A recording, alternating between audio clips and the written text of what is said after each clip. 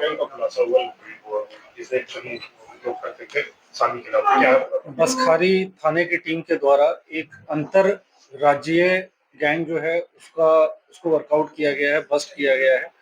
ये इसका हम नाम जो है लुटेरी दुल्हन गैंग, इस गैंग का हम नाम दे सकते हैं, जिसमें इस गैंग के सक्रिय सदस्यों के द्वारा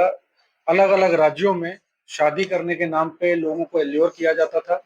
उनको शादी करने के नाम पे बुलाया जाता था और गैंग के ही एक महिला सदस्य जो थी वो शादी किया जाता था और शादी के बाद जो है उसी के समय या तो इनके गैंग के कुछ सदस्यों के द्वारा आके उस दुल्हन को साथ में लेके भगा के लेके चले जाते थे ये लोग, या तो वो दुल्हन खुद ही फरार हो जाती थी। इसी प्रकार का मोडस ऑपरेंडी जो है बसखाली थाना क्षेत्र में भी सूचना मिली थी। इसमें हरियाणा के जो व्यक्ति था उसको शादी करनी थी, वो शादी के लिए यहाँ पे बसखाली थाना क्षेत्र आया था।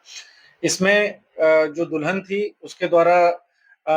लगभग 80,000 रुपए के आसपास में शादी तय हुई थी। जो दूल्हा था उसको पैसा देना था 80,000 रुपया, 20,000 का बाकी कपड़ा वगैरह खरीदा गया था। जब इस पूरे प्रकरण में शादी हो गई उसके बाद जब दूल्हा जो था दुल्हन को लेके जाने लगा, उसके बाद गैंग के अन्य सदस्यों के द्वारा आके दुल्हन को अपने साथ भगा के लेके गए एवं दूल्हे के साथ जो है मारपीट वगैरह इत्यादि की गई। इस सूचना को प्राप्त होते ही तत्काल सुसंगत धाराओं में अभियोग पंजीकृत किया गया और पूरी टीम को इस गैंग के सभी सदस्यों की गिरफ्तारी के लिए लगाया गया। इसमें 9 लोगों को गिरफ्तार किया गया है, गैंग के सभी सदस्य,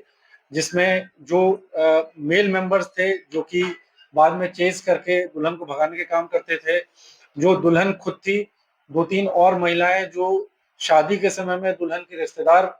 का रोल निभाया करती थी, जो मेन महिला सदस्य है जो कि इस तरह के रैकेट में अलग अलग राज्यों में कस्टमर ढूंढ के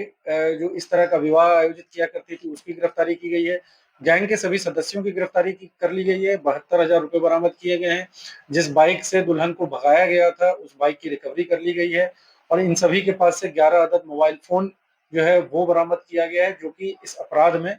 प्रयोग किया जाता था। इन सभी को जेल भेजा जाता है। कब से ये सर्च कर रहे हैं और कितने लोग इसके शिकार हो चुके हैं? देखिए, अभी प्रारंभिक पूछताछ में इनके द्वारा एक आध और मामले बताए गए हैं, लेकिन